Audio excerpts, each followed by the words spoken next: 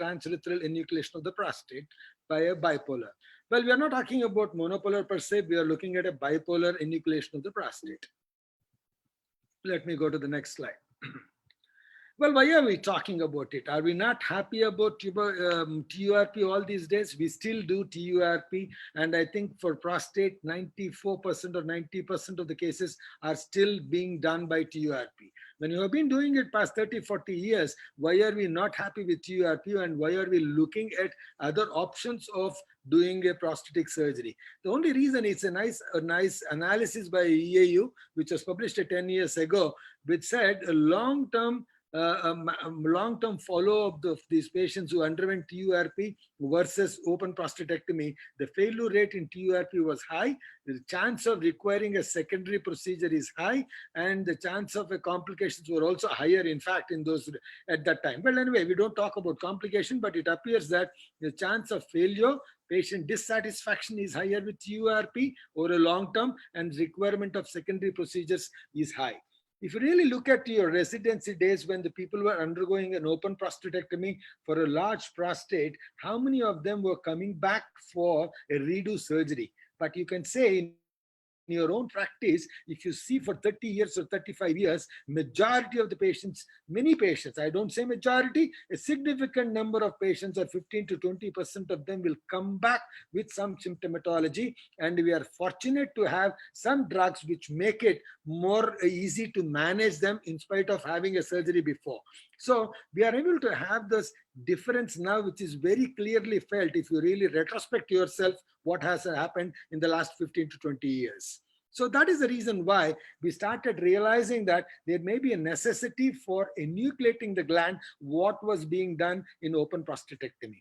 This was not a new idea. If you really look back and see, it was an old idea published in 1989 in a Journal of Urology, and that was called by a monopolar. It was not even by a bipolar, detachment blade from Japan. That was a detachment blade which was used for enucleating the prostate, and they said the results are better. Is TUR adequate?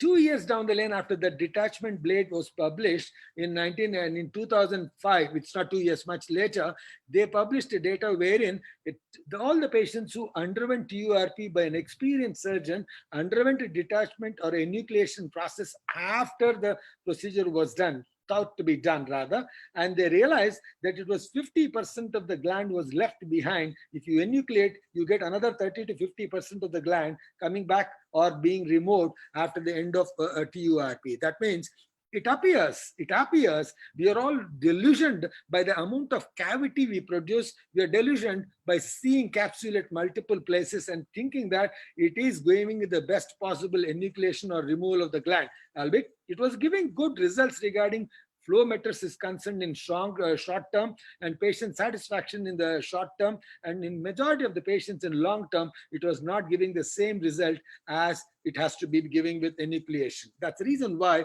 the process or thought process of enucleation has started up. But the whole thing got by the time there was a publication of HOLEP by Dr. Peter Gilling, and everybody thought it is only laser which is necessary to do a good enucleation, and there is no other way to do an enucleation other than laser. But this paper published by Liu from China has revolutionized, wherein he used this bipolar energy for a good enucleation of the prostate right up to 250 grams. And everybody started realizing with the existing equipment, without buying any more equipment, you can still do an enucleation, and everybody started looking into it.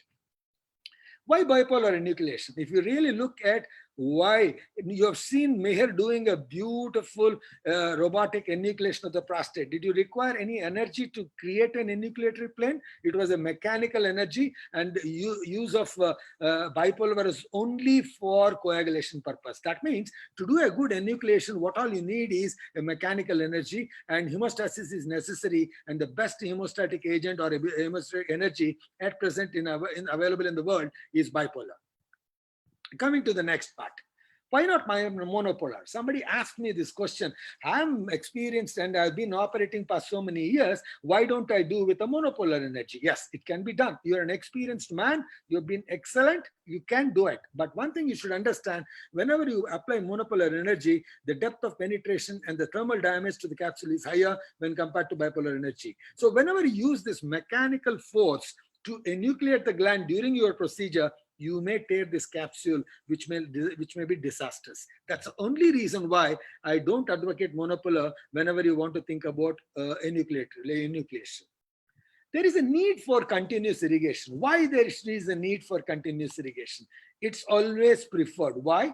Because whenever you started enucleation, there'll be a lot of clots that can be forming inside the space. And whenever you empty the bladder, these clots will form in the space and makes the procedure more difficult. So I understand Dr. Mahesh was talking about Indian urethra and requiring only a 24 French will be the ideal scenario. I don't deny the fact, but keeping it in mind, making a good dorsal myototomy, if necessary, a dilatation or a otis urethrotomb, and you may require to use a 26 sheath to do a continuous irrigation. There was a requirement because we are all tuned with doing a TUR in 30 degree. Frankly speaking, why it has come, nobody realizes. It was realized because at that time there was no camera systems which was which was there, and everybody had to see the bleeder coming up from its surface. That's to make a proper pinpoint coagulation. That's the reason why a 30 degree telescope was used to do a TURP. But you understand, 25 years ago itself, or even 30 years ago, there were so many 0 degree telescopes which were there. Mormeyer's 0 degree telescope or 0 degree resectoscope was there. Why you require 0 degree or a 12 degree lens when you use it, the same lenses are used in PCNL or any ureteroscopy is because the direction of vision and the force should be the same. If you have a 30 degree action, 30 degree vision and a 0 degree action, they don't correlate together. That's the reason why. But if you're an experienced man, you can surpass this thing, but you want to learn enucleation, better have a 0 or a 12 degree lens. There are so many equipments which have been devised. Like in Olympus, you have all these three things. In Storage, you have another sort of a thing. There was one more company which makes a needle-like thing. So there's so many things are necessary. It's a combination of a mechanical enucleation with use of energy now and then. So you whatever mechanics what you want to have, either a single loop with a beak, or a spatula to enucleate, or a button electrode, or some button, or anything. All are aids in enucleation and aids in hemostasis. So it's your personal preference, nothing to choose from any of them. There are some limitations of any of these enucleations. There is a learning curve involved. Any new procedure, do you think that TUR doesn't have a learning curve? TUR also has a learning curve, and it takes a long time to learn a proper TUR. So basically, there is nothing like short learning curve. There is always a good learning curve if you want to practice good. So it is never for a small gland. A large median lobe doesn't need an enucleation. It can be easily resected. What is my way of takeout? Like you see, when you can do a good TUR for a small gland, when you think about an enucleation, you think about an enucleation like Dr. Mahesh was talking about doing a transrectal ultrasound to understand what was the transitional zone volume, and if the volume is more than 25 to 30 grams, which is usually less than 25 grams is a gland size that can be resected in an hour by a good endoscope or a good experienced surgeon. Anything more than that will be an ideal gland for an enucleatory procedure. Let us talk about the technique part of it. I'm looking at the technique. This is a TUB INU technique, which we call it. We simplified it because, let me make it mute. Okay. We just did it because we made our modifications by giving mucosal incisions internal to the external sphincter so that the mucosa over the external sphincter is not turned so that it decreases the SUI. And number two, a complete enucleation at the bladder neck decreases the vascularity. We don't use a morcellator and resect the gland attached to the verumontanum. So it starts with a mucosal incision on just internal to the internal sphincter, so that this part of the mucosa which is on the sphincter area, it is saved during enucleation. Any enucleation, that's a mucosal marking which is being given just internal to the sphincter. So that's a verumontanum. That's not a very big gland, but I would say for a demonstration purpose, you need to have a 60 or a 70 grams gland, which will be easy, and a transitional zone volume of a 20 grams, so that you will be able to see it better. other than that. So it's a mucosal incision which is done, and then it is followed by a groove at 12 o'clock and a 6 o'clock. The 12 o'clock groove extends right up to the mucosal incision what you are given. So you made a much groove exposing the capsule. And the 6 o'clock groove, or if you have a median lobe, is it on either side of the median lobe going right up to the verumontanum but not touching the verumontanum. So the technique of enucleation starts in the apex, and once apex is enucleated, you reach the bladder at the 11 o'clock position. That's a stretch of the mucosa which has been cut, and you create a plane just next to the verumontanum, which is cleanly available, like what you do in open prostatectomy, where you put a finger on the side of the verumontanum and strip the apex from the capsule.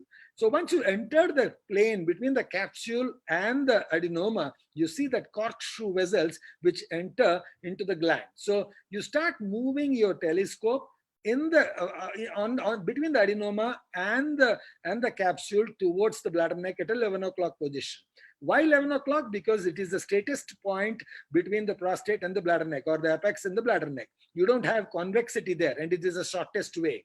So having done that, having entered into the bladder at this area, you start moving the tip of the resectoscope in such a fashion that you enucleate completely the bladder neck area and fulgurate the areas. So you start stripping away the gland away from the capsule, and that is the mucosa which is being torn away mechanically. We may use some energy. Yes, the gland is being shifted towards the center of the urethra. So you have done an entry point at 11 o'clock. You started stripping the gland away from the bladder neck area right up to the 6 o'clock. Now it is devascularized most often, and now you strip the gland away from the capsule, that is a peripheral zone.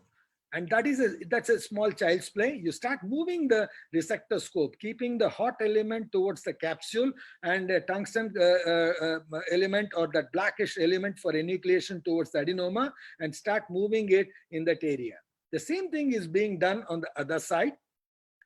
Same way, right up to 1 o'clock. This is the shortest area. Once you start reaching towards the 1 o'clock, you enter the bladder. The same thing is being done here. Next to the verumontanum, create a plane which is clearly seen. Start moving. It's a rotatory movement. It's a little push and a rotatory movements which create a plane. Once you are in a plane, you see that Dr. Meher was talking about multiple onion peel. It happens. So you stick to one plane where you can see the corkscrew vessels on the capsule. That is a primary point. You see that vessels? That vessel should be clearly seen. Once you are seeing that vessels, that means you are in a correct plane. And you start these rotatory movements, move between the adenoma and the capsule towards the bladder neck area, and you enter the bladder neck at 1 o'clock position. Once that is a way where slowly you are entering into 1 o'clock, you are stripping away the adenoma or enucleating the adenoma, and you go on continuing to do the enucleation of the gland and fulguration also. The same thing, the same step of moving or stripping the prostate from the bladder neck right up to 6 o'clock, so that the whole prostate is devascularized. Same way, we are stripping the prostate away from the peripheral zone, adenoma from the peripheral zone, and you start looking at a vessel which comes from 4 o'clock area also, and which can be fulgurated. So you continue to use it, you continue to strip it right up to the 6 o'clock trench what you have created, which shows that you have done it. And so that is a 4 o'clock vessel which is being fulgurated. Having enucleated completely around the bladder neck, you start stripping away the prostate away from the peripheral zone. It is only a learning process. It's just a mechanical plane which is existing, which is being explored. You are exploiting the existing anatomy, not exploring it or creating a plane there. You are just exploiting the existing anatomy. The favorite word. You should know the anatomy and you should exploit the anatomy, not explore the anatomy without knowing the anatomy. So you are stuck with the gland which is there, which is stuck in the 12 o'clock and at the 6 o'clock area, and that 12 o'clock is being stripped away.